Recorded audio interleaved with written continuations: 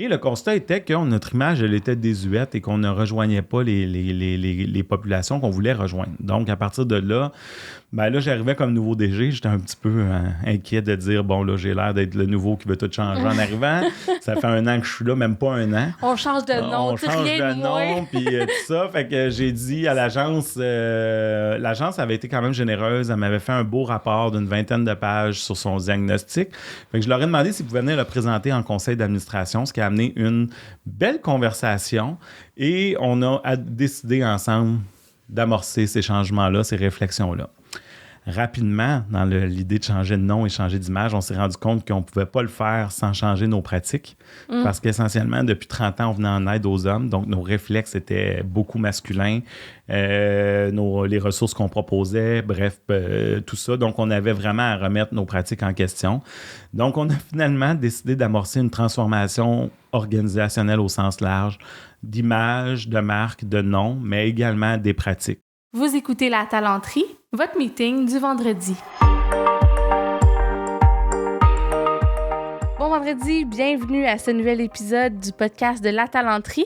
La Talenterie qui est un hub d'innovation et de réflexion sur le monde du travail. Je m'appelle Sarah Jourdain-Houle, je suis la fondatrice de La Talenterie. J'anime ce podcast pour vous. Et cette semaine, on a un invité de marque. Je vais reprendre les mots de Charles, qui est le réalisateur du podcast, qui a dit « C'est un des meilleurs épisodes qu'on a fait, celui-là. » Fait que vraiment, là, un épisode qui était super le fun. Pascal a été, de un, très généreux, super sympathique. Ça paraît qu'il est habitué de s'exprimer puis d'aller à la rencontre des gens. Je vais pas vous détailler tout ce dont on a parlé, mais simplement vous dire que Pascal, en fait, il est directeur général chez Interligne. Interligne qu'on connaît peut-être sous l'ancien nom Gay Écoute. On va justement parler de ce changement de nom-là ensemble. Et on a parlé de la réalité des personnes LGBTQ, 2S+, dans les milieux de travail. Donc, un épisode vraiment pertinent, intéressant. Là-dessus, je vous remercie aussi d'être à l'écoute à chaque semaine. On est content d'avoir repris les épisodes. Les gens nous le mentionnent. Vous êtes contents que ça soit revenu. Je me suis fait poser beaucoup de questions, comme je le disais lors du dernier épisode cet été. Donc, on est revenu pour de bon. D'ailleurs, si vous voulez nous encourager, nous aider à grandir le podcast, merci de nous donner 5 étoiles, que ce soit dans Spotify ou dans Balado, bon, peu importe la plateforme que vous utilisez, ça nous aide beaucoup, puis ça nous fait grossir, connaître le podcast, puis ça rend la publication de ces contenus-là possible. Donc, merci beaucoup, puis là-dessus, je vous souhaite une bonne écoute.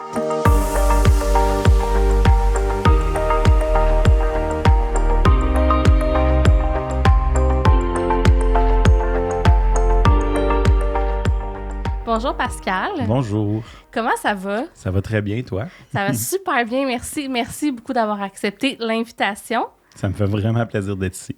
Ben merci. Puis Pascal, on se connaît parce qu'on s'est parlé sur LinkedIn à un moment donné, gardé contact, puis je t'ai relancé parce que je me souvenais de la conversation qu'on avait eue il y a genre plus que 2 ans dans un événement de réseautage où j'avais trouvé ton parcours super inspirant. Juste avant de plonger là, dans la description de Interligne puis ce que vous faites, est-ce que tu pourrais nous exposer rapidement ton parcours parce que je le trouve vraiment diversifié et riche. Oui. Qu'est-ce qui t'a amené là à être DG d'Interligne? Ouais, ça me fait sourire parce que je me suis cherché longtemps. Okay. Mais je me suis lancé vers mes intérêts beaucoup quand j'étais jeune. Moi, j'ai travaillé dans le programme des cadets du Canada pendant plusieurs années à temps partiel au début. J'ai été moi-même dans les cadets quand j'étais adolescent. Puis quand je suis devenu adulte, je me suis enrôlé dans ce programme-là. Donc, j'ai été en uniforme dans les forces canadiennes à temps partiel. Mais l'été, j'allais faire des contrats sur des camps d'été. Et en parallèle, je me cherchais, je savais pas ce que je voulais faire. Au début, j'étudiais en musique, puis là, tout d'un coup, j'avais un intérêt pour l'enseignement. J'ai été enseigné au secondaire pendant une dizaine d'années. En fait, je suis allé, grâce entre autres à la fameuse formation en pédagogie que j'avais eue dans le programme des cadets, puis je me suis inscrit à l'université en parallèle. Donc, j'étais à l'université en enseignement, j'enseignais le jour, le soir, j'étais à l'université. Fait que j'ai été un enseignement non légalement qualifié pendant une dizaine d'années. Et à travers ça, ben, j'avais un intérêt pour beaucoup de choses. Fait que j'ai eu une entreprise, j'ai fait de l'entrepreneuriat avec deux de mes amis dans le domaine de la musique, c'est ça. Domaine parce que ça m'a habité toute mon adolescence. Là. J'ai fait beaucoup de musique quand j'étais jeune. Puis plus tard, bref, on a eu un magasin où on vendait des orchestrations et des partitions. J'ai eu ça pendant presque 8 ans, en fait, cette entreprise-là. Puis tout d'un coup, la musique s'est beaucoup informatisée à travers les années, etc. Fait qu'on a décidé de vendre. On a vendu à un partenaire plus gros dans le milieu. Et j'ai travaillé aussi au sein du programme des cadets à temps plein pendant 5-6 ans certains, où j'étais gestionnaire pour le programme de musique des cadets de la région de l'Est, qui est dans le fond le programme qui couvre tout le territoire du Québec. Et je faisais des ressources humaines beaucoup dans ce programme-là aussi. Donc, à partir de là, j'ai fait ça pendant 5 ans, mais c'était un milieu très normé, les forces canadiennes. Ce programme-là aussi était en changement, vivait beaucoup de choses. J'ai eu besoin d'aller voir d'autres choses, mais moi, j'ai besoin de travailler pour une mission dans ma vie, pour avoir une cause, pour que je sente que mon travail a de la valeur et tout ça. Donc, j'ai appliqué dans le milieu communautaire et me voilà chez Interling à partir de ce moment-là. Oui, bâti de toutes ces expériences. Puis j'imagine que tu as connu plein de réalités différentes. Puis c'est intéressant que tu as un petit anicroche en entrepreneuriat aussi pour la direction d'OBNL. Oui, en fait, je te dirais que, tu vois, mon intérêt pour la direction d'OBNL est passé beaucoup à travers mon parcours en leadership. C'est-à-dire que, oui, j'avais abordé des notions de leadership adolescent, au début de l'âge adulte, etc. Mais rapidement, dans l'organisation des cadets, je me suis retrouvé à diriger des équipes. Et c'est là que j'ai développé mon intérêt pour le leadership. Peux-tu nous expliquer un peu ce que vous faites chez Interling? Oui. En fait, Interling, c'est l'organisme qu'on connaissait auparavant sous le nom de Gay Écoute. C'est un organisme qui vient en aide aux personnes concernées par la diversité sexuelle et la pluralité des genres. Et quand on dit concernées par ces enjeux-là, on parle aussi des proches de ces personnes-là ou des gens qui travaillent auprès d'elles, comme les enseignants, les intervenants. Le service phare de l'organisme, c'est une ligne d'aide, d'écoute et d'information pour les personnes qui sont concernées par ces enjeux-là. Et dans le fond, ce qu'on fait, c'est qu'on on les soutient quand ils ont des enjeux, que ce soit du questionnement sur leur propre orientation sexuelle ou leur identité, ou simplement des besoins d'information. Je cherche un endroit pour rencontrer, bref, on donne de l'information à ces gens-là pour les aider. Et on est aussi une ressource assez importante en soutien en santé mentale pour ces communautés-là. Oui, puis je pense aussi que vous faites de la formation dans les organisations, si je ne me trompe pas aussi, au niveau de la diversité. On a des services complémentaires. Là. Je t'ai parlé du service phare, mais les services complémentaires autour de ça qui touchent différentes communautés LGBTQ+. On parle souvent de communautés au pluriel parce qu'il y a plusieurs réalités dans les communautés LGBTQ+, dont il y a aussi les jeunes, il y a aussi les personnes aînées, puis évidemment, il y a l'acronyme qui est un peu plus long, là, qu'on pourrait parler un peu plus tard peut-être, mais avec des réalités bien spécifiques comme les lesbiennes, les gays, les personnes bisexuelles, pansexuelles, les personnes trans. Donc, on a des programmes qui viennent en aide à ces communautés-là plus spécifiquement, disons. Là. On a également un programme en milieu de travail où là, notre objectif est de rendre les milieux de travail beaucoup plus inclusifs et sécuritaires pour les personnes LGBTQ+. Donc, on va dans les milieux, on offre, avant tout, on a un programme pour évaluer le climat du milieu. Est-ce que le milieu est accueillant pour les personnes LGBTQ+. Ensuite, on a également un parcours de formation pour amener les gens dans le milieu à devenir des meilleurs alliés, des meilleures personnes qui vont rendre l'espace plus sécuritaire, qui vont faire en sorte que tout le monde se sente bien dans ce milieu-là. Et on a également dans ce programme-là un aspect de consultation. On accompagne des organisations pour devenir plus inclusives. Oui, changer leurs pratiques, les faire évoluer. Bien, je trouve ça super le fun. Puis, j'aimerais ça... En tout cas, j'ai plein de questions en même temps, fait que je vais y aller par étapes. Première question, est-ce que c'est encore nécessaire? Parce qu'on peut avoir tendance à croire que, bon, la réalité gay, lesbienne, tout ça, c'est rendu comme monnaie courante. C'est plus accepté, on en parle plus. Est-ce que tu ressens qu'il y a encore un besoin criant, disons, de faire de... Ouais. Oui, il y a un besoin criant. Avant tout, je pense qu'il faut reconnaître les avancées qu'on a eues. Je pense qu'il y a eu des avancées. Le milieu, en fait, les milieux en général sont beaucoup plus accueillants de la diversité qu'ils l'ont été dans, disons, il y a 10, 15 ans. Les droits LGBTQ+, au Québec, l'évolution des droits a été vraiment très grande. demande. Ça fait en sorte que, oui, il y a plus d'accueil aujourd'hui. Par contre, on est maintenant dans le petit bout difficile où là, on est dans la reconnaissance sociale de ces droits-là. On est dans encore les gens qui vont pas... Parce qu'aujourd'hui, c'est pas acceptable de dire « moi, je suis homophobe » ou « j'aime pas les gays » ou « j'aime pas les lesbiennes ». Donc, aujourd'hui, c'est beaucoup plus sournois. C'est plus par en dessous. Donc, les gens qui vivent des enjeux avec ces communautés-là ne le diront pas, mais vont le faire vivre à travers des comportements souvent.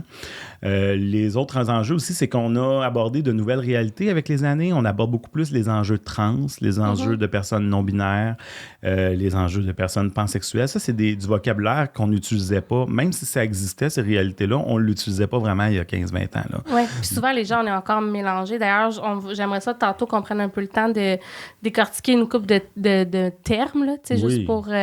mais tu as raison, c'est ça. Fait que c'est des nouvelles réalités. Puis toi, tu sens que ça, on est peut-être moins habitué d'en parler, donc moins outillé? On est moins habitué, on est moins outillé. Ce qui fait en sorte que des fois, les gens ont peur de faire des faux pas. Donc, la façon d'éviter de faire un faux pas, c'est d'éviter le contact avec ces personnes-là. Donc, OK, jusque-là, pas juste d'éviter d'en parler, d'éviter le contact. Ben, je pense qu'on a des deux. Là. Il y a des gens qui vont éviter d'aborder des sujets parce que c'est trop dangereux ou trop sensible. Mais il y a des gens qui vont carrément éviter d'entrer en relation avec ces personnes. Je pense que d'une personne à l'autre, ça va être différent. Puis c'est en fonction de son niveau d'éducation, son niveau d'aisance, son niveau... bref, il y a toutes sortes de facteurs qui font ça, mais oui, il y a encore du chemin à faire pour que les personnes LGBTQ+, se sentent bien dans tous les milieux. Oui, puis je me souviens quand on avait jasé, toi et moi, tu m'avais parlé aussi de l'hétéronormativité qui est très présente, même dans les organisations qui se veulent inclusives. As-tu envie de parler un peu de ce que c'est, puis de comment ça affecte les gens, puis leur santé mentale, en fait? Oui, en fait, l'hétéronormativité, là, ça a l'air d'un grand terme, mais c'est un peu la norme hétérosexuelle. Dans le fond, c'est que dans la communauté, en général, dans la population, il y a une majorité de personnes hétérosexuelles et cisgenres. Cisgenres, en fait, c'est des personnes qui ne sont pas des personnes trans. Étant donné qu'il y a une majorité de ces personnes-là dans la communauté, ça fait en sorte que tout est pensé majoritairement par ces personnes-là. Donc, les réflexes qu'on a, souvent, ça va être des réflexes hétéronormatifs. Un bon exemple, disons, dans le quotidien d'une personne, ça peut arriver souvent pour une personne LGBTQ+, qui arrive dans un milieu de travail, de se faire poser la question toi, as-tu une femme? As-tu des enfants? On prend pour acquis automatiquement parce qu'on voit une personne devant nous, en fait, qu'elle a sensiblement les mêmes réalités de vie que nous, alors que les réalités LGBTQ sont parfois différentes de celles des personnes hétérosexuelles ou cisgenres.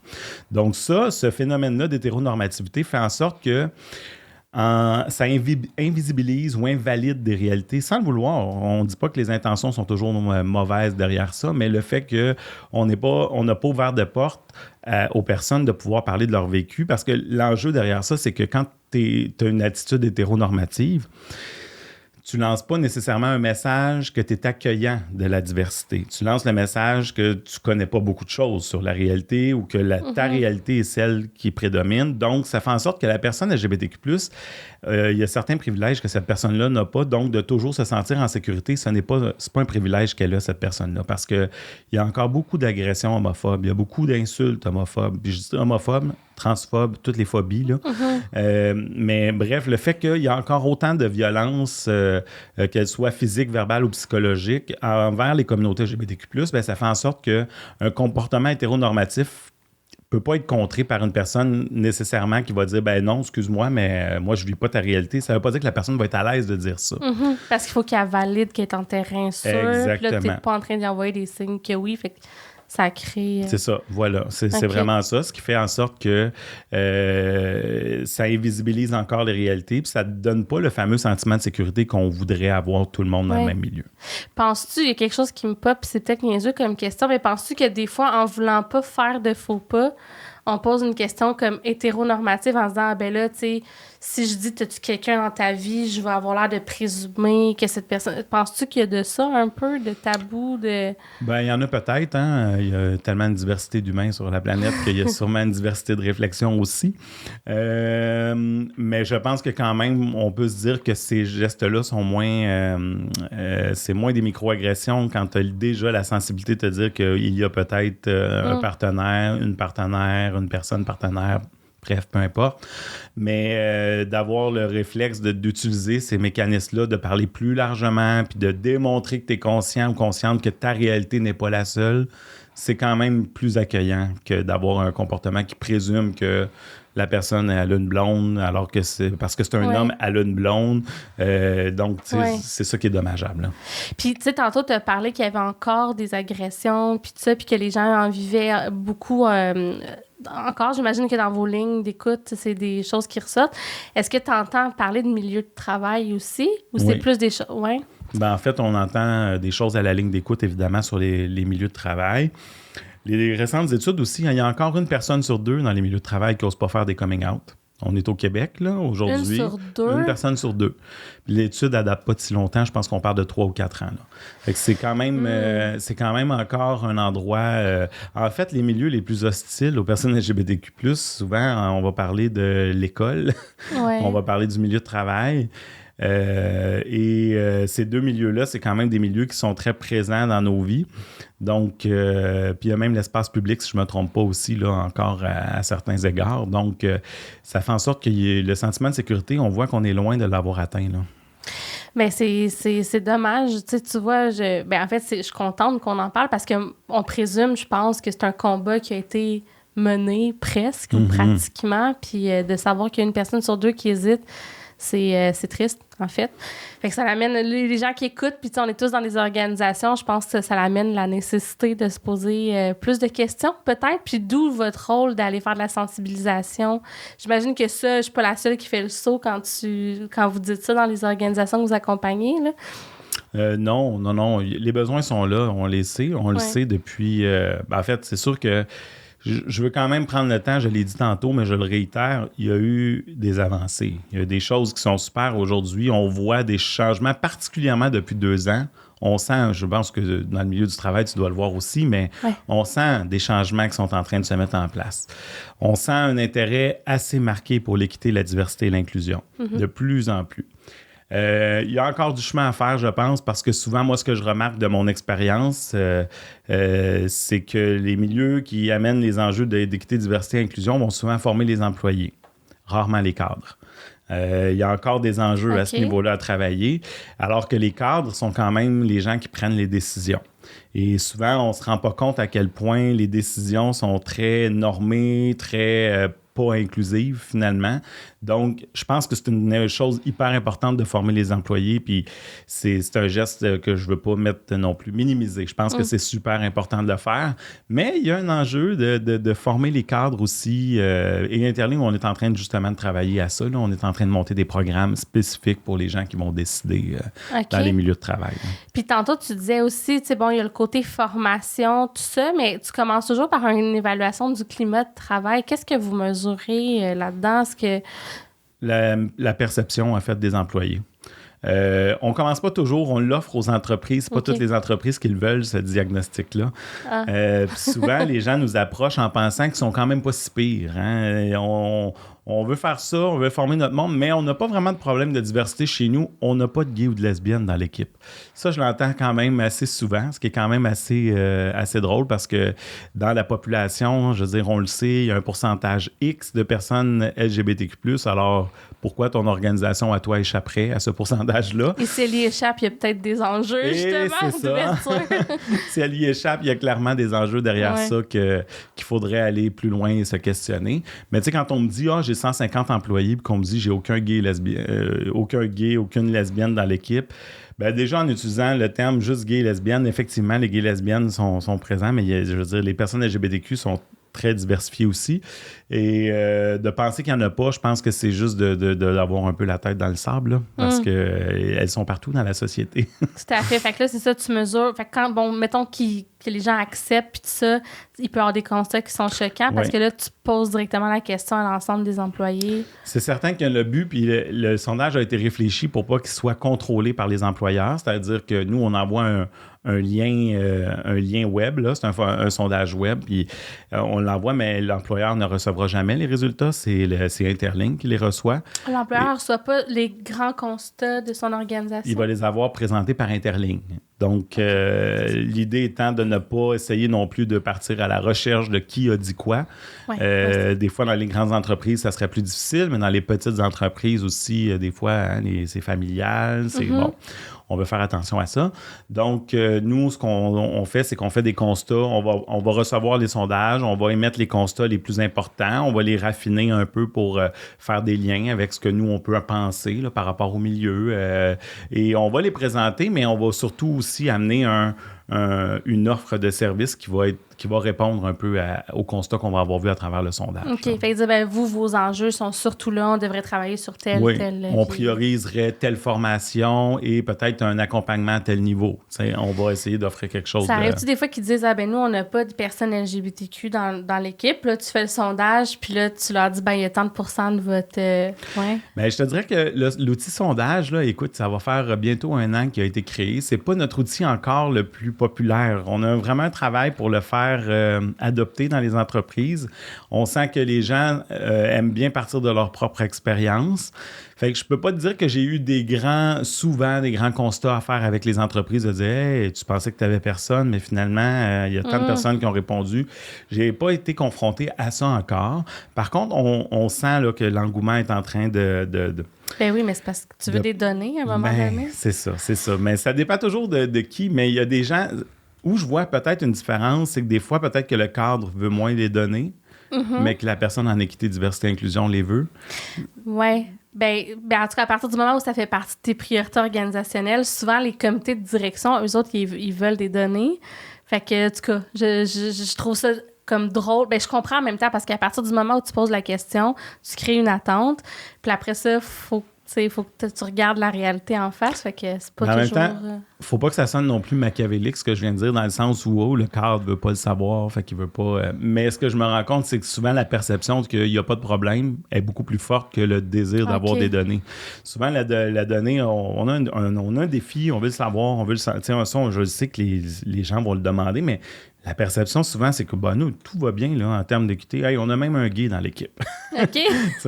On a ça quand même. Ça arrive ça arrive un peu partout, je dirais. Là. Moi, je suis confronté, mais j'aime beaucoup ça. Mais je fais beaucoup de conférences depuis la dernière année en équité, diversité, conférences, panels ou des trucs comme ça. Et je trouve ça toujours fascinant de voir ce que les gens... mais je trouve qu'il y a vraiment une évolution, en fait, dans la dernière année. Tu sais, si je parle d'il y a 1 an par rapport à la perception de ces enjeux-là versus les dernières rencontres que j'ai faites, je trouve que l'ouverture est beaucoup plus grande qu'elle l'était. Puis, à travers le programme Équifierté, c'est notre programme en milieu de travail, on le voit aussi, l'intérêt, l'engouement est de plus en plus présent. On a de plus en plus de commandes de nos formations. Tu sais, on aimerait ça vous avoir. Puis, on va dans des grandes organisations. C'est quand même intéressant, là, dans le milieu des jeux vidéo. On va dans différents milieux. Et on voit que les choses sont en train de changer, mais on sent aussi que la pression sociale oblige les changements. Là, la pression sociale, l'état du marché du travail actuel, on veut être un milieu plus compétitif, on veut avoir plus de talent. Donc, c'est ça. Ça force des changements. Puis tant mieux, mon Dieu. Moi, je pense qu'il y a plein de beaux avantages à justement la pénurie de main-d'œuvre parce que ça donne de l'espace de réfléchir. C'est sûr, ça s'est passé avec des choses un peu poches comme Joy chez Chacuan, je dis toujours mal. Puis, Black Lives Matter, ce mouvement-là. Fait que c'est sûr, c'est des choses, j'imagine, qui font avancer les causes. Ouais. C'est certain que les drames sociaux obligent et amènent des actions par la suite. Moi, j'ai toujours quand même une crainte que les choses soient éphémères un peu, c'est-à-dire que là, il y a une...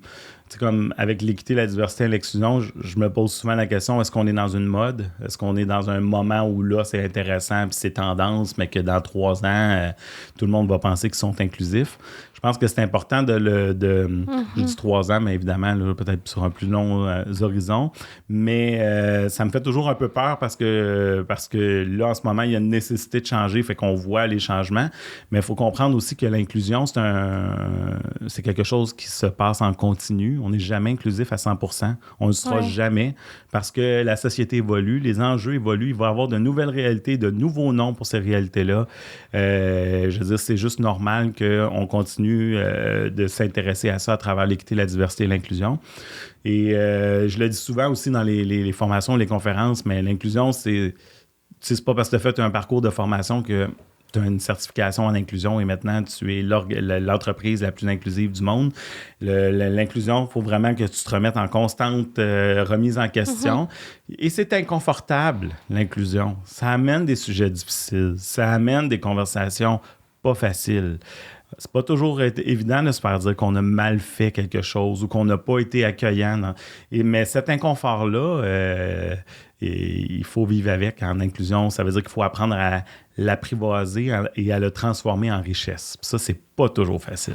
Non. Puis je pense que tu as raison de craindre que ça puisse être une mode, mais en même temps, ça crée des avancées sociales quand même. Là, puis il y a des acquis-ish. Puis je le mets en guillemets parce qu'on regarde juste ce qui se passe aux États-Unis, puis même pour le combat d'équité, tu sais, homme-femme, qui est un des premiers qui a comme avancé, ça recule, tu sais, puis là aux États-Unis, mais dans d'autres pays. Fait qu'il faut jamais prendre pour acquis.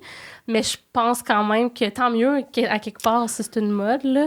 Mais tu as raison, puis je pense que si c'est une mode, ben ça l'aura avancé pendant quelques années. Par contre, si on veut en faire quelque chose de fort puis quelque chose de vrai, je pense que ça doit commencer à s'intégrer dans les valeurs organisationnelles, que ça doit faire partie de nos façons de faire, de nos façons de travailler, de nos façons de réfléchir.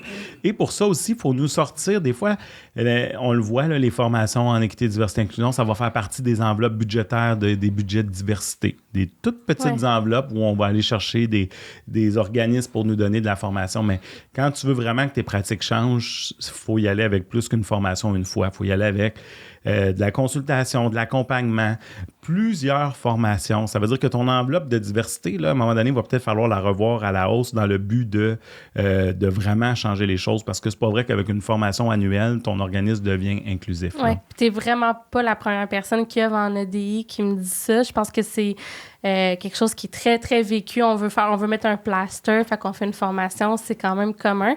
C'est quand même un bon premier pas. Tu sais, des fois, les dirigeants sont complètement fermés. À un moment donné, ils ne voient pas la nécessité, un peu comme tu disais. Puis là, tu sais, ça peut amener à ouvrir des yeux. Puis j'imagine que vous l'observez.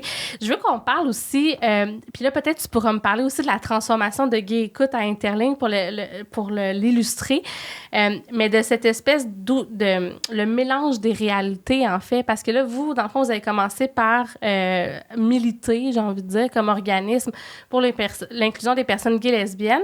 Puis à un moment donné, vous vous êtes rendu compte que, il y a plusieurs réalités. Vous vous êtes rendu compte, en tout cas, j'utilise peut-être pas les bons mots, mais il y a plusieurs réalités à défendre, mais toi, tu m'as aussi parlé des intersectionnalités, puis du fait que les personnes, par exemple, avec une diversité sexuelle, ont plus tendance à vivre dans la pauvreté ou à vivre de l'itinérance. Veux-tu me parler un peu de ça? Ben oui, je peux effectivement, c'est un petit... je sais pas par où commencer. Oui, c'est ça, c'est une grosse question. Je t'ai pitché ça, mais raconte peut-être la transition, puis je te relancerai là-dessus. Oui, en fait, je peux te raconter ça avec plaisir. En fait, Gay Écoute est né dans les années 80 pour répondre aux besoins criants de la crise du sida au Québec. Les communautés LGBTQ+, en fait, principalement les hommes gays à cette époque-là, vivaient avec la crise du sida. Les gens mouraient autour d'eux et il n'y avait pas d'écoute attentive. Ils ne pouvaient pas, des fois, parler à leurs proches, à leur famille pour se confier parce que c'était pas socialement accepté.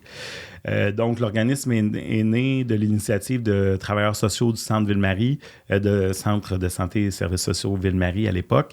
Et de là, au début, on était... Bon, vous allez dire que c'est une drôle d'analogie, mais on était dans un garde-robe du Centre de santé et services sociaux. Oh, j'adore ça! Avec un téléphone. Et c'est de là qu'elle est venue, l'expression, j'imagine. C'est nous qui avons parti ça. Ouais. Mais non, je blague, mais on était dans ce petit garde-robe-là avec un téléphone qui était payé par les bénévoles, qui payaient à chaque mois la ligne et tout ça. Et finalement, à travers les années, l'organisme a grandi, a gagné en notoriété. On a eu un président pendant une trentaine d'années qui était un homme avec beaucoup de leadership et de privilèges dans la vie qui a su mettre au profit de notre organisme. Donc, c'est un homme qui était juge administratif, Laurent McCutcheon, qui était un militant, qui était très posé. Les médias l'aimaient beaucoup, justement parce qu'il adressait les enjeux très habilement. Et à travers les années, finalement, l'organisme a réussi à gagner du galon, à avoir quelques petites subventions à gauche et à droite et finalement à mieux se structurer. Bon, soit après ça, les époques ont changé, ont avancé, ont évolué. Et l'organisme, on a senti qu'en 2000... Ben, en fait, moi, je suis arrivé en 2015 dans l'organisme. Laurent McCutcheon avait pris sa retraite quelques années avant. Et avant moi, le DG qui était là est décédé, en fait. Et quand moi, je suis arrivé, j'étais pris dans une planification stratégique qui était en cours pour l'organisme, mais qui n'était pas complétée. Et donc, je suis arrivé, mes constats, en fait, c'était que il y avait beaucoup de choses dans le but de devenir plus inclusif dans la planification stratégique. Une des choses était le changement de nom de l'organisme. Gay Écoute. On proposait le changement de nom de l'organisme, mais ce point-là était biffé dans la liste. Donc, moi, j'étais curieux, j'ai posé des questions. Évidemment, nouveau DG, tu arrives, tu rencontres toutes les personnes, et les gens se confient. Et finalement, à l'administration, j'avais une équipe de femmes. À l'intervention, c'était une équipe mixte, je dirais, là, hommes et femmes, parce qu'on avait eu... En fait, il y avait peu de femmes, mais on s'était assuré que les femmes occupaient 50% des heures d'écoute parce qu'on avait le désir d'être là aussi pour les lesbiennes. Donc... je fais le tour de ces gens-là, je leur jase, et les gens me mentionnent à quel point on n'est pas un organisme très ouvert aux femmes. Malgré nos efforts. On avait essayé avec les heures, on avait donné des heures, mais à cause du nom, c'est beaucoup des hommes qui nous appelaient. Dans nos statistiques, c'était environ 78% des hommes qui téléphonaient, 20 quelques % des femmes, là, ben 22 en tout cas autour de ça. Mais il y avait un fin pourcentage de personnes avec un parcours trans, là, je parle de moins de 1% à l'époque. Donc, clairement qu'on ne rejoignait pas les femmes. Et l'autre enjeu, c'est qu'on ne rejoignait pas beaucoup les jeunes non plus, alors que l'orientation sexuelle, c'est beaucoup à l'adolescence. Ça se passe à l'âge adulte aussi pour des gens, mais c'est beaucoup à l'adolescence que ça se passe. L'identité de genre, on le voit des fois beaucoup plus tard pour des personnes, mais les enjeux d'identité de genre, c'est à l'enfance que ça se passe aussi. Donc, on avait un petit problème de joindre les gens et c'était en grande partie lié au nom. Parce que c'était Gay Écoute et c'était historiquement, majoritairement, on avait commencé pour la crise du sida, donc ça a suivi comme ça. Ces préoccupations-là ont continué. Moi, j'arrive comme nouveau DG. Dans la première année, mon bureau est à côté de la ligne d'écoute. J'entends des femmes téléphoner des fois et demander est-ce que j'ai le droit d'utiliser votre service. Puis là, j'entends l'intervenant ou l'intervenante qui répond oui, on est là pour les femmes aussi. Fait que je voyais qu'on avait une difficulté à joindre les gens. Ce qui fait que j'ai décidé de faire affaire avec une compagnie en communication pour avoir un petit diagnostic organisationnel de notre image. Et le constat était que notre image, elle était désuète et qu'on ne rejoignait pas les populations qu'on voulait rejoindre. Donc, à partir de là, j'arrivais comme nouveau DG. J'étais un petit peu inquiet de dire, bon, là, j'ai l'air d'être le nouveau qui veut tout changer en arrivant. Ça fait 1 an que je suis là, même pas 1 an. On change de nom, on change de nom, puis tout ça. Fait que j'ai dit à l'agence, l'agence avait été quand même généreuse. Elle m'avait fait un beau rapport d'une 20aine de pages sur son diagnostic. Fait que je leur ai demandé s'ils pouvaient venir le présenter en conseil d'administration, ce qui a amené une belle conversation. Et on a décidé ensemble d'amorcer ces changements-là, ces réflexions-là. Rapidement, dans l'idée de changer de nom et changer d'image, on s'est rendu compte qu'on ne pouvait pas le faire sans changer nos pratiques. Parce qu'essentiellement, depuis 30 ans, on venait en aide aux hommes. Donc, nos réflexes étaient beaucoup masculins. Les ressources qu'on proposait, bref, tout ça. Donc, on avait vraiment à remettre nos pratiques en question. Donc, on a finalement décidé d'amorcer une transformation organisationnelle au sens large, d'image, de marque, de nom, mais également des pratiques.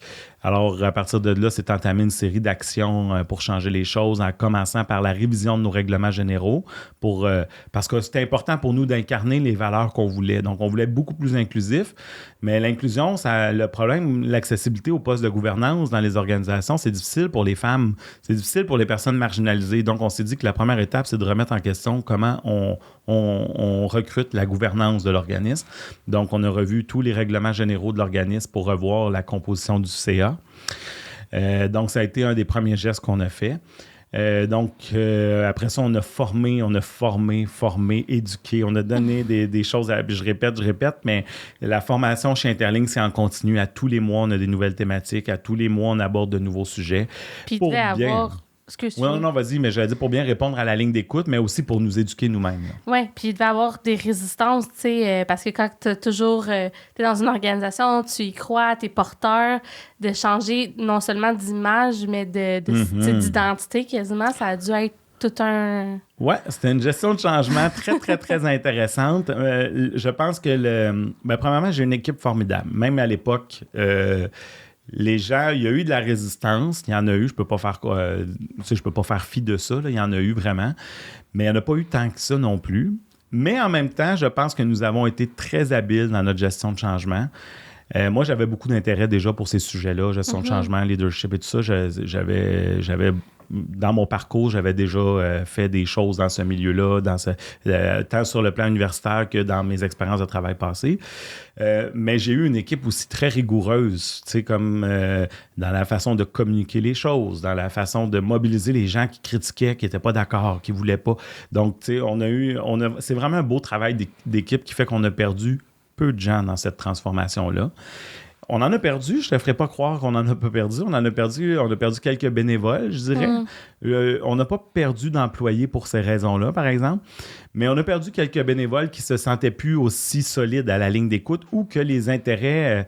tu sais, des fois, c'est très émotif, hein, venir aider, faire du bénévolat. Tu viens parce que toi, tu as eu besoin d'aide quand tu étais adolescent ou adolescente et là, tu veux redonner parce que tu as reçu cette aide-là. Mais là, les gens venaient pour des coming out gays, lesbiennes, c'était un peu leur réalité, fait qu'ils étaient capables de comprendre, d'en parler. Mais là, on parle d'un coming out trans, disons. C'est pas tout à fait la même chose, c'est pas tout à fait la même démarche. Socialement, des fois, c'est difficile à d'autres niveaux. Bref, fait que ces difficultés-là, pour les bénévoles, ça a été pas toujours simple, puis on a perdu quelques personnes dans ça. Mais en toute franchise, dans mon souvenir, là, les gens qui ont quitté, là, j'ai plusieurs personnes qui sont venues me voir en me disant ben, bravo pour le changement, fallait vraiment le faire, mais moi, je me sens juste pas capable de continuer. Je pas la bonne personne pour le porter. Fait que c'est quand même, j'ai trouvé ça très, très, très mature, très, très intéressant. Je me souviens même bon, je ne le nommerai pas aujourd'hui, mais je me souviens d'un homme qui était une stature assez importante dans l'équipe, une 60aine d'années, qui était propriétaire de son entreprise et qui, tout le long du processus, avait des critiques à faire. Et à un moment donné, on a fait comme, ben, on va le mettre à profit parce que sinon, ça va bousiller les changements. T'sais. Fait qu'on a dit, bon, ben, viens donc, on va faire un focus group. Viens nous partager tes critiques. On a amené des noms, des propositions de noms. Qu'est-ce que tu en penses? Il était avec un autre... On les avait tous rassemblés ensemble, ces gens-là. Ben, c'est ça que tu veux, dans les focus group. Tu veux tes leaders négatifs là, dans le changement. Là. Ouais. Mais honnêtement, il s'est très engagé dans ce focus group-là. Lui et d'autres personnes, ça a contaminé un peu le focus group, mais on a eu beaucoup de critiques intéressantes. Ça nous a permis de voir venir des choses qu'on n'aurait peut-être pas vu venir. Et finalement, on a amorcé le changement, puis il a été grognon jusqu'à l'annonce du changement. On l'a fait. Il est resté 1 an après le changement. Puis finalement, il a décidé qu'il quittait. Quand il a quitté, ben, il a dit « Je m'en vais, mais je veux que tu saches que je pars pas parce qu'on a changé, parce que je constate aujourd'hui, après 1 an, que c'est ça qu'il fallait faire. » Mais... Wow. Mais bravo là, je suis rendu à ma retraite. OK, ben, mais c'est grand de sa part aussi d'avoir dit, regarde, parce que je veux dire, il y a une question d'orgueil quand tu te prononces autant. Puis là, de revenir, ça demande du long. Ah oui. Puis c'est sûr que pour nous, il y avait différents enjeux. Je parlais de Laurent McCutcheon tantôt, qui était là 30 ans comme président. Donc, quand on a amorcé le changement, lui, c'était son bébé qui écoute, tu sais. Donc, on était comme, oh mon Dieu, comment on va aborder ça? Fait qu'on a rencontré Laurent. On est allé, mon président et moi, à l'époque, on est allé rencontrer Laurent. On a eu une conversation. Mais Laurent, il a été quand même toujours très, très courtois.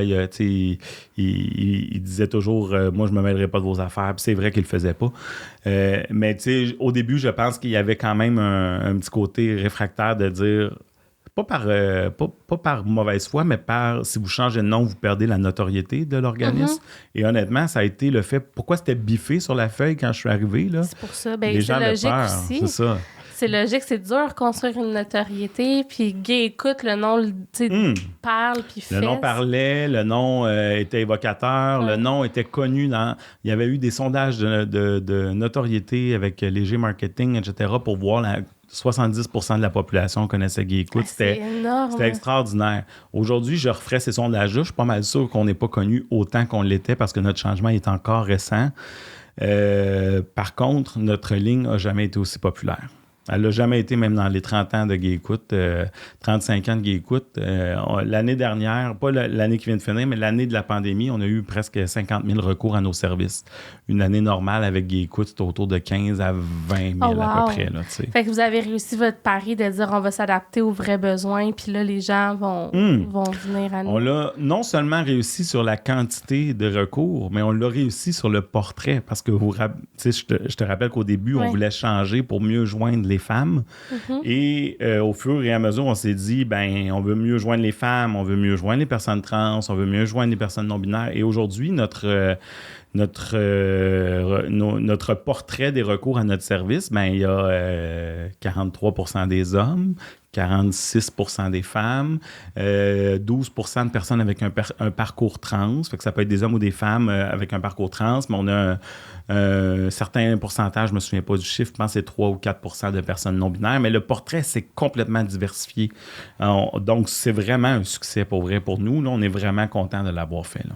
Bien, c'est extraordinaire, effectivement. Puis pendant qu'on est là-dedans, en fait, je vais te ramener, on s'était dit qu'on en parlerait plus tard. Est-ce que tu veux définir, on va y aller dans juste vite, un petit segment, définition des termes. LGBTQ, là, c'est 2S+, je pense, ou j'en ai manqué un bout, je pense. C'est rendu quoi? Mais l'acronyme, tu vas le voir dans toutes sortes de formes. Si tu regardes au gouvernement fédéral, tu vas voir le LGBTQ2. 2S, je pense. Si tu vois chez Interlink, nous, on utilise le LGBTQ+. Si tu vas des fois dans des organes... Bref, il n'y a pas toujours la même forme. L'acronyme évolue en fonction des réalités auxquelles on veut mettre de l'accent, dans le fond. Si je prends l'exemple du gouvernement fédéral, le 2S dans l'acronyme, c'est pour les personnes bispirituelles et c'est les personnes autochtones qui font partie des communautés LGBTQ+.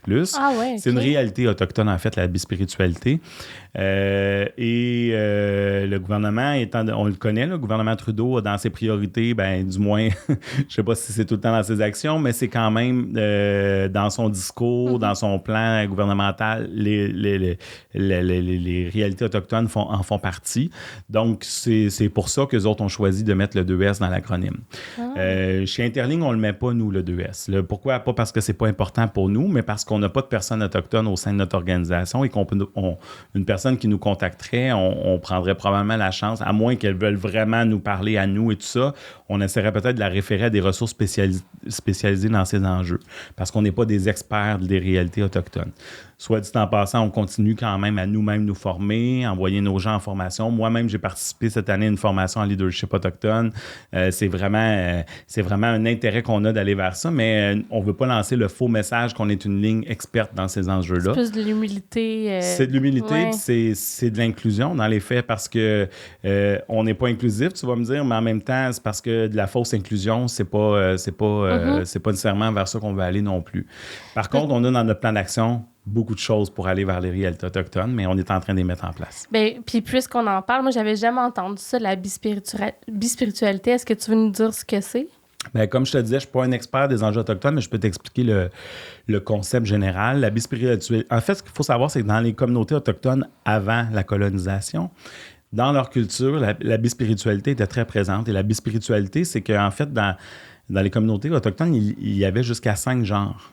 Okay? Nous, on est habitués hommes-femmes dans nos peuples colonisés, coloniales, je devrais dire. Mais dans les communautés autochtones, on pouvait retrouver jusqu'à 5 genres. Puis souvent, ces personnes-là, dans leur propre communauté, étaient considérées quand même comme des gens qui avaient de la sagesse parce qu'ils comprenaient bien les réalités, tant des femmes que des hommes.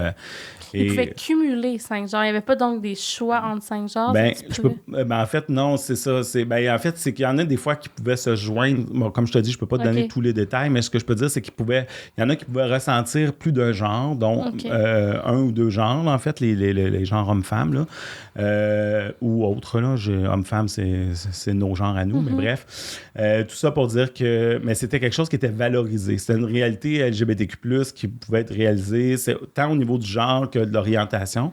Mais aujourd'hui, avec la colonisation, ça a été puni, ça a été effacé. Puis même aujourd'hui, certaines réalités autochtones, communautés, n'adhèrent plus à ça parce que dans leur histoire, on l'a effacé. Mais on sent qu'il y a plusieurs communautés qui sont en train de se réapproprier ces concepts-là, puis de s'intéresser à nouveau à ces concepts concept-là. Donc, c'est ça. Fait que comme je te dis, je suis pas un expert de ces enjeux-là, mais... Non, mais c'est déjà intéressant de savoir, premièrement, que ça existe, parce que moi, j'avais jamais entendu parler de ça. Donc, juste de mettre la lumière là-dessus, je pense que ça valait le petit détour. Merci. Pour les autres termes, là, je t'en lance en rafale. Est-ce que gender fluid, c'est la même chose que non-binary ou non-binaire? Ben, en fait, c'est pas nécessairement la même chose. En fait, gender fluid, souvent, ça va être des gens qui sont fluides dans leur genre. Donc, qui peuvent se sentir un genre une journée, un peu plus tard, un autre genre. Ça peut être bougé, puis c'est pas nécessairement... Ce qu'il faut savoir, c'est que c'est pas figé dans le temps. Puis c'est pas une journée, je me sens comme ça, une journée, je me sens comme... C'est très différent d'une personne à l'autre. Il y a autant de réalités que de personnes qui vivent cette réalité-là. Personne non-binaire, c'est souvent une personne qui va pas s'identifier à un genre homme-femme et qui va soit se sentir un peu entre les deux, mais ça veut pas dire que ça va nécessairement être fluide. Ça se peut qu'elle se sente toujours comme ça, cette personne-là. T'sais. Ça bouge pas. Il n'y a pas la notion de... Pas nécessairement, c'est ça, c'est ça, exactement. Puis, est-ce que le pronom « yel » doit être utilisé pour les personnes non-binaires ou gender fluid? N'importe qui peut se l'approprier? Pas nécessairement. Je pense que les personnes vont le mentionner, le pronom qu'ils veulent utiliser. Et les pronoms « yel », on en parle de plus en plus. Là. D'ailleurs, j'ai fait une entrevue avec ça, avec Patrick Lagacé, où on parlait du pronom « yel » parce que là, il vient de faire son entrée dans le dictionnaire. Donc, ça fait beaucoup parler de ce pronom-là, mais des pronoms, il y en a une multitude. Et les gens vont souvent le nommer quand ils sont à l'aise, évidemment, quand ils sont dans un environnement sécuritaire. Mais il y a toutes sortes de formes de pronoms. Donc, le YEL, c'est ce qu'on voit le plus souvent. Et ce n'est pas toutes les personnes non-binaires qui l'utilisent non plus. Moi, je connais des personnes non-binaires dans mon entourage qui utilisent le pronom « il », mais qui se sentent quand même comme une personne non-binaire, mais qui trouvent ça...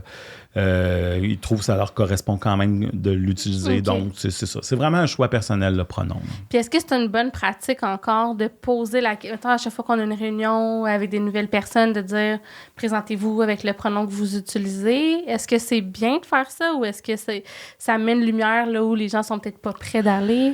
Ce qui est bien, je pense, c'est d'ouvrir des portes, mais sans jamais les imposer. Parce qu'il y a des personnes, mais il faut les expliquer pourquoi on ouvre des portes. Donc, si on commence à un moment donné, du jour au lendemain, on arrive dans une réunion, puis on dit aux gens, on va vous demander de donner vos pronoms. Ça manque peut-être un peu de contexte. Parce que là, il va y avoir toutes sortes de réactions. Il y a des gens, souvent, moi, ce que j'entends souvent, là, c'est des personnes cisgenres, donc des personnes qui se sentent bien dans le sexe qui a été attribué à la naissance, le genre qui a été attribué à la naissance. Ces personnes-là, souvent, vont faire comme, moi, je suis bien avec qui je suis. Pourquoi je veux à dire mon pronom? Je comprends pas pourquoi j'aurais à faire ça. Ou j'ai pas à m'adapter à la minorité. Ça, on entend ça quand même très, très, très souvent. Mais ce qu'il faut comprendre, c'est que quand tout le monde présente son pronom, comme moi, Pascal, j'utilise le pronom « il », puis je le fais en début de mes rencontres où je vais ou que les gens me connaissent pas. Et des fois, tu sais, j'ai été à une réunion de la Commission des droits de la personne. On fait ça une fois par année. On est sur la table de concertation. Puis quand j'arrive, souvent, au début, j'étais le seul à dire « j'utilise le pronom « il ». Moi ou d'autres organismes LGBTQ, là, mais au début, on était les seuls sur cette table-là. Puis à chaque fois, je disais « moi, j'utilise le pronom « il ». Les gens, comme, tu sais, ça les... ils comprennent pas pourquoi tu me le dis, etc. Bon, il faut expliquer aux gens pourquoi on fait ça. Quand on demande à des gens d'utiliser leurs pronoms dans un environnement, c'est parce qu'on veut lancer le message que notre environnement y est inclusif. Pour ce faire, il faut avoir fait d'autres actions aussi. Il ne faut pas juste non plus, du jour au lendemain, on sort nos pronoms, mais en attendant, il y a encore de la discrimination à l'embauche ou de la discrimination pour les promotions dans l'organisation. Il faut commencer à être cohérent dans l'ensemble de nos pratiques. Ça peut être un début de commencer à intégrer les pronoms, mais il faut que ça vienne avec des intentions de changer le milieu. Et dans le fond, ce que je disais, moi, j'ai un ami, moi, j'ai été dans les forces canadiennes dans le passé, dans le programme des cadets du Canada, puis j'ai un ami qui travaille là qui me disait, moi, je comprends pas pourquoi je l'ai à le dire, mon pronom, mais je dis, c'est pas pour toi que tu fais ça. C'est pour les gens LGBTQ de ton organisation qui se sentent pas bien nécessairement dans le quotidien parce qu'ils pensent qu'on ne comprendra pas leur réalité ou qu'on va les rejeter quand on va la savoir. Fait que l'idée de te dire ton pronom, c'est juste de lancer le message que toi, tu es une personne qui est ouverte à la réalité des autres. Est-ce que, puis je trouve ça super intéressant, est-ce que aussi que tu le mettes en relief avec les autres choses qui se font dans l'organisation, est-ce que faut être... Dans le fond, la question que je me posais aussi, c'est si on fait ça, là, tout le monde est en rond, mettons, là, puis c'est un nouvel emploi, Puis là, toi, tu sais que ton pronom, c'est pas celui de ton genre attribué. Est-ce que ça te force à faire une forme de coming out? Oui. En fait, c'est pour ça que je disais qu'il faut laisser le choix aux gens. Okay. Si on demande aux gens, on peut dire aux gens, si vous êtes confortable, vous pouvez nommer vos pronoms, ou on vous demanderait d'écrire votre pronom, mais vous n'êtes pas obligé de le faire, de lancer le message. La personne qui a un pronom qui n'est pas, disons, dans la norme hétéronormative, ou qui va avoir un pronom, qui va utiliser, disons, le pronom « yel », mais dans son environnement de travail, elle n'est pas à l'aise de le faire, elle va soit décider de ne pas l'écrire, ou elle va décider d'utiliser un pronom qui ne lui correspond pas. Ce qui est quand même dommage et triste d'amener une personne à faire ça. Mais en même temps, on veut évoluer, on veut que ça devienne une pratique courante dans les organisations parce que c'est un message qu'on veut lancer, qu'on est ouvert à ça. Tu peux être différent des autres. Tu peux utiliser un autre pronom et tu as ta place autant que les autres. Mais c'est pour ça que je dis que tu peux pas faire ça sans faire d'autres démarches. C'est pas cohérent de juste dire « Allez, annonçons nos pronoms » sans avoir montré que ton milieu est vraiment sécuritaire pour les autres. Très, très juste. Merci beaucoup. Puis là, j'essaie de voir s'il y avait d'autres affaires. Donne-moi 2 secondes dans les pronoms. Ah oui, un autre petite curveball.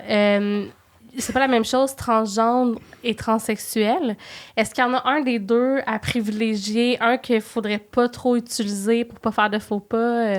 En fait, aujourd'hui, on a une tendance à utiliser le terme « trans », qui est un terme parapluie, je dirais, qui inclut les personnes transsexuelles et les personnes transgenres.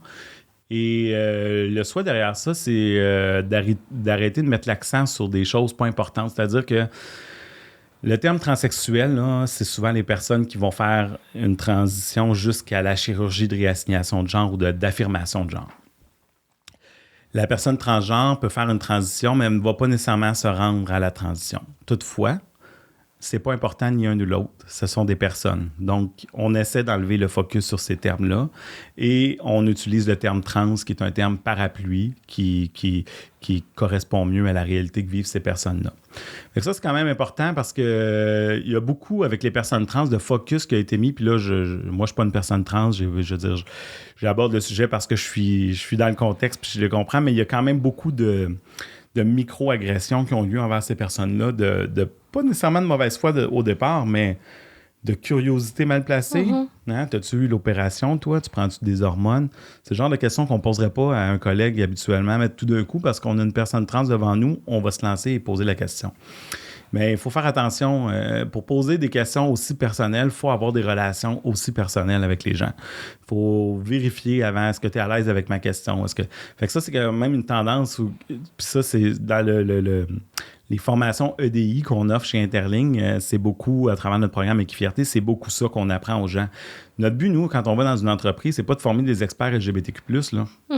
Premièrement, les réalités bougent rapidement, elles évoluent, il y a de plus en plus de vocabulaire qui n'est pas toujours simple à retenir. Notre objectif, nous, c'est de développer des experts de l'accueil, de l'inclusion, de la sécurité dans les milieux. Fait que si tu ne sais pas la réalité que tu as devant toi, ben on va essayer d'amener chez toi une expertise, d'avoir les bons comportements pour être accueillant, même si tu ne connais pas la réalité qui est devant toi. C'est vraiment comme ça qu'on a orienté notre parcours. Et puis j'imagine que ça s'applique à beaucoup de formes de diversité. Tu sais, par exemple, des personnes handicapées, il y a souvent ça aussi, l'espèce de curiosité mal placée.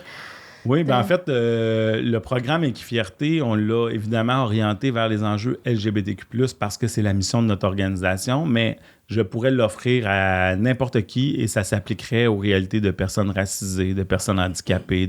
Le contenu derrière, c'est beaucoup axé sur de l'information, qu'est-ce que c'est une microagression, comment on peut adopter une posture inclusive dans nos milieux, c'est quoi des pratiques inclusives des personnes LGBTQ+. C'est des termes beaucoup plus larges qui ont pour objectif de donner de faire émerger de nouveaux comportements chez les gens qui n'ont pas tout à fait les connaissances. Mais quand on va finir le parcours Équifierté dans une entreprise, une personne va aborder l'acronyme dans le parcours. On va expliquer chacune des lettres, ce qu'elle veut dire, etc. Mais elle ne saura pas probablement à la fin du parcours. Elle s'en souviendra elle va se souvenir de quelques lettres, elle ne s'en souviendra pas au complet. Elle va peut-être trouver que l'acronyme est encore compliqué. Mais au final, quand elle va arriver devant une personne LGBTQ+, elle devrait savoir les comportements à adopter pour ne pas faire vivre une microagression, pour ne pas faire vivre des violences ou invisibiliser des réalités. Bien, je pense que c'est des compétences humaines qu'on devrait probablement apprendre à l'école, hein? Surtout maintenant avec l'éveil des consciences. J'imagine que ça va se refléter dans le cursus scolaire un jour. En attendant, les organisations, bien, pour se mettre à jour, une bonne pratique, c'est d'entamer des démarches, dont celle que vous proposez à Interligne. Merci Pascal, c'était super pertinent comme entrevue. Je ne sais pas si tu as d'autres choses que tu voudrais rajouter, d'autres idées de bonnes pratiques, des conseils pour nos organisations.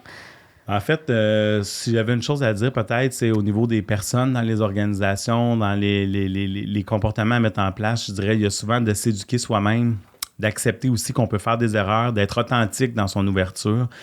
Quand on fait une erreur, souvent on est mal à l'aise, on a peur de faire une erreur, mais faire une erreur, ça arrive. L'idée, c'est juste de ne pas mettre un focus trop long et trop lourd sur cette erreur-là en disant hey, « je m'excuse, je ne savais pas ça ». Puis après ça, on fait son devoir d'aller s'éduquer soi-même. Il n'y a pas de raison de ne pas être éduqué aujourd'hui. Les organismes communautaires, la recherche universitaire, tout est là pour nous donner des connaissances sur ces réalités-là. Il faut juste aller sur le web et faire des recherches. Puis j'imagine, si on est curieux, vraiment, on peut appeler Interligne puis demander où sont ces ressources, puis vous allez nous rediriger, puisque tu as dit tantôt que vous donnez de l'information. Ah oui, on donne de l'information, mais surtout, on va dans les milieux aussi. Fait que les gens peuvent nous appeler. On fait des conférences, on fait des panels, on fait des podcasts aujourd'hui.